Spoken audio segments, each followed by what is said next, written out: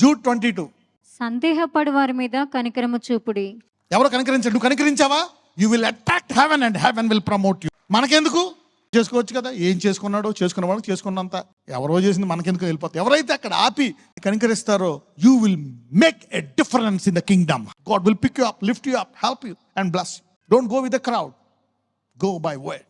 Some with compassion making a difference. Every time you show mercy, God will lift you up. God is lifting somebody today. Acts 3:19. ప్రభువు సముఖము నుండి విశ్రాంతి కాలములు వచ్చినట్లును మీ కొరకు నియమించిన క్రీస్తు యేసును ఆయన పంపునట్లును మీ పాపములు తుడిచివేయవాడు నిమిత్తమును మారు మనసు నొంది తిరుగుడి. Let me go to 19. ప్రభువు సముఖము నుండి ఏ కాలములు వస్తాయంట? విశ్రాంతి కాలములు. ఎప్పుడు వస్తాయంట విశ్రాంతి కాలములు? ఎప్పుడైతే యేసును నమ్మి మనం పాపక్షమాపణ పొందుకున్నామో మనకి ఏ కాలం వస్తుందంట? విశ్రాంతి కాలం.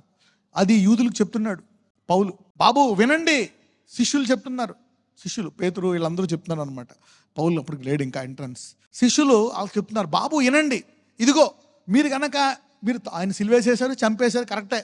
మీ మీదకి మరణగండం ఉంది చెప్తున్నాడు. మీరు క్షమాపణ అంగీకరిస్తే ఈ కాలం రాకుండా, మీరు రాయి మీద రాయి లేకుండా ఇజ్రాయేల్ కూల్చివేయబడ్డది. వాళ్ళు అడుగుతారు, యేసుప్రభు రాకడ ఎప్పుడు అంటారు. రాకడ సంగతి తర్వాత, ముందు మందిరం సంగతి చూడండి. రాయి మీద రాయి లేకుండా కూల్చివేయబడుతుందంట. జరిగిందా లేదా? అలాగా జరిగింది. వాళ్ళకి చెప్పు, నువ్వు క్షమాపణ అంగీకరిస్తే ఏ కాలం వస్తుందంట? విశ్రాంతి కాలం. అలాగే నువ్వు ఇతరులను క్షమిస్తే దేవుడిని క్షమిస్తాడు. ఆల్రెడీ మన కొత్త నిబంధనలు ఏంటో తెలుసా? దేవుడు నిన్ను క్షమించేశాడు కాబట్టి నీ ఇతరులనే క్షమించాల. అప్పుడు నీకు ఆల్రెడీ విశ్రాంతి కాలం వచ్చింది. నువ్వు ఇతరులను ఎప్పుడైతే క్షమిస్తూ ఉంటావో నీ విశ్రాంతి కాలము విశ్రాంతిగా కొనసాగుతుంది. If you want your RESTful season to continue, grow in faith to forgive. ఒకవేళ నీ విశ్రాంతి కాలము గనక కొనసాగాలి అంటే నువ్వు విశ్వాసములో ఎదిగి ఇతరులను క్రీస్తు వలె క్షమించుదువుగాక. These are wisdom which will give you peace to the rest of your life. మధ్యలో స్పీడ్ బ్రేకర్లో బ్రేక్ డౌన్లు ఉండవు. Refreshing times. Somebody is receiving refreshing times today. Repent you therefore and be converted that your sins may be blotted out. ఎప్పుడైతే నువ్వు ఇతరులకు క్షమిస్తావో వాళ్ళు క్షమించబడతాడంట. అప్పుడు వాళ్ళకి ఏమొస్తుందంట? రిఫ్రెషింగ్. నువ్వు ఎప్పుడైతే అతన్ని క్షమించావో అతడు తన గురి వద్దకు వెళ్ళిపోతాడంట. When you are forgiving somebody, God is refreshing them and also refreshing. And he will continue your refreshing times. కొలస్సీలు 1:13-14. ఆయన మనలను అంధకార సంబంధమైన అధికారములో నుండి విడుదల చేసి తాను ప్రేమించిన తన కుమారుని యొక్క రాజ్య నివాసులనుగా చేసెను. ఆ కుమారుని యందు మనకు విమోచనము అనగా పాపక్షమాపణ కలుగుచున్నది. చూసారా? పాపక్షమాపణ వల్ల ఏమొచ్చిందంటే 13లో చూడండి. By forgiveness, what you receive is you will be partaker of the inheritance of the saints in light. పరిశుద్ధుల స్వాస్థ్యములో మనము పాలువారమగుతామంట. అంటే నీకింకా విశ్వాసిగా ఏమేమి రావాలో అవన్నీ వచ్చి తీరుతాయంట. అబ్రహాం ఆశీర్వాదంలో ఎన్నున్న ఇంగ్రీడియంట్స్ అవన్నీ నీకు వచ్చి తీరును గాక. For forgiveness gives you what you inherit. You see that? Forgiveness is powerful. పౌలు అంటాడు, నేను నా పూర్తి స్వార్థలోకి వస్తాను, నేను నా గురి వద్దకు వెళ్ళాలి.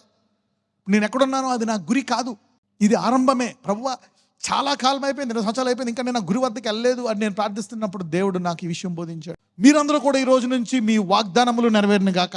I got powerful promises to be fulfilled. So when I was praying, God said, this is what?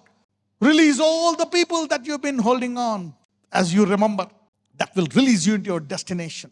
పక్కన చెప్పండి, ఎవరెవరిని క్షమించాలో లిస్టు, ఆ లిస్టు అందరినీ క్షమించేయనండి. So forgiveness. ఎంతమందికి విశ్వాసిగా ఏమేం కావాలో ఈ భూమి మీద నీ హక్కు రావాలనుకుంటున్నారు? ఇక్కడ all the promises are mine. భలే వాగ్దానాలు ఉన్నాయి, ఆయన నెరవేరాల. 1-2 నెరవేరాయి, ఇంకా 98 ఉన్నాయి. How can you forgive? You need to know something to forgive. క్షమించాలంటే నీకు ఏమేమి కలిగి ఉండాలా? Write down those things. What you need if you need to forgive. Relationship with God. Number 1, నీవు క్షమించాలంటే నీకేం కలిగి ఉండాలా? దేవునితో సహవాసం. You need to have a relationship with God to forgive. Otherwise it is impossible. You need to have a relationship with God. దేవునితో ఒక సంబంధం ఉండాలి.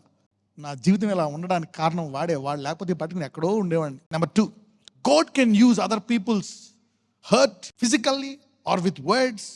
God can use other people cheating you. God can use other people that have stolen from you. ఇతరులు నీ నుంచి దొంగలించిన, బంధువులేమి, సహోదరులేమి, పక్కన వాళ్ళేమి, నమ్మించి మోసం నిన్ను మోసం చేసిన, నిన్ను శారీరకంగా గాయపరిచిన, మాటల ద్వారా గాయపరిచిన, దేవుడు వాటిని వాడుకొని నిన్ను నీ గురికి తీసుకెళ్తాడు. ఇది లోకంలో ఎలాగ అవ్వదు. లోకంలో పడిపోతే పడిపోయాడు. But God can use those evil things and push you into your destination. దేవుడు వారు చేసిన దొంగతనాన్ని, మోసాన్ని, నువ్వు ఇబ్బంది పడాలా, అయి చేయాలనుకునే వాటన్నిటిని ఉపయోగించి నీ గురి వద్దకు తీసుకెళ్తాడు. ఇది తెలియాలంటే నీకు దేవునితో ఏముండాలా? సహవాసం. Without relationship it is impossible. ఇవన్నీ నీకు 20, 25, 30 దాకా అంత ఉపయోగపడవు. 30 తర్వాత బాగా ఉపయోగపడతాయి. Your enemy, those who hurt you, నిన్ను ఇబ్బంది పెట్టేవాళ్ళు, నిన్ను మోసం చేసిన వాళ్ళు, నీ దగ్గర దొంగిలించిన వాళ్ళు, నిన్ను చంపాలనుకునే వాళ్ళు, they cannot stop your fulfilment of the vision that God he's given you. దేవుడు నీకు ఇచ్చిన దర్శనాన్ని, వాగ్దానాన్ని వాళ్ళు ఆపలేరు. అందుకే వాళ్ళని క్షమించాలి. చూసారా? వాళ్ళని క్షమిస్తున్నప్పుడు నువ్వు దేవునిలో ఎదుగుతావు కాబట్టి నీ గురికి త్వరగా వెళ్తావు. Forgiveness will make you reach your destination early. ఆదికాండం 37:20. వీని చంపి ఇక్కడనున్న ఒక గుంటలో పారవేసి దుష్టమృగము వీని తినివేసినని చెప్పుదము. అప్పుడు వీని కలలేమగునో చూతము రండని ఒకనితో ఒకడు మాట్లాడుకొనిరి. Come now therefore let us slay him and cast him into some pit, and we will say some evil beast has devoured him, and we shall see what will become of his dreams. యోసేపు వారిని క్షమించాడా లేదా? అందుకని యోసేపు తన గురి వద్దకు వెళ్ళిపోయాడు. He rose high. Forgiveness lifts you above those who hurt you. You will rule over whom you forgive. నీవు ఎవరిని క్షమించావో వాళ్ళకంటే వాళ్ళ అందనంత ఎత్తు ఎదిగిపోతావు. Forgiveness is opportunity to rise above that person. ఆ వ్యక్తిని నువ్వు క్షమించలేవు, కానీ క్షమిస్తే అంత దూరం వెళ్ళిపోతావు. వీళ్ళు ఆపగలిగారా? యోసేపుని ఆపలేరు. వాళ్ళకంటే పైకి వెళ్ళిపోయాడు, తన గురి వద్దకు వెళ్ళిపోయాడు. Forgiveness lifts you above those who hurt you. నిన్ను ఇబ్బంది పెట్టిన వాళ్ళు, నువ్వు ఎలా అయిపోవాలనుకునే వాళ్ళ పైకి ఎదుగుతావంట.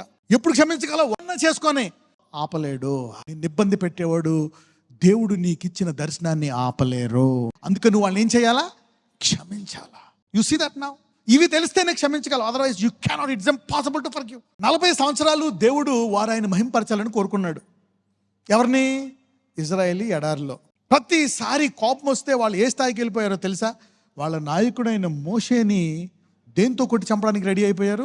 ఒక వ్యక్తి 40 సంవత్సరాలు త్యాగం చేసి రాజు అవ్వకుండా వీళ్ళ కోసం ప్రార్థించి, వీళ్ళ కోసం తన రాజరికాన్ని, సుఖభోగాన్ని, డబ్బుని, పేరుని వదులుకొని వస్తే అతన్ని రాళ్లతో కొట్టి విడిపించి విజయవంతంగా వస్తే ప్రాణము లెక్క చేయకుండా ఒక వ్యక్తి 40 సంవత్సరాలు అలా జీవిస్తూ వీళ్ళ విషయమే 40 సంవత్సరాలు ఎడారిలో బతికి ఆ గొర్రెల మధ్య ఉంటే ఆ వ్యక్తిని రాళ్లతో కొట్టి చంపేద్దామంటే దేవుడికి ఎలా ఉంటుంది?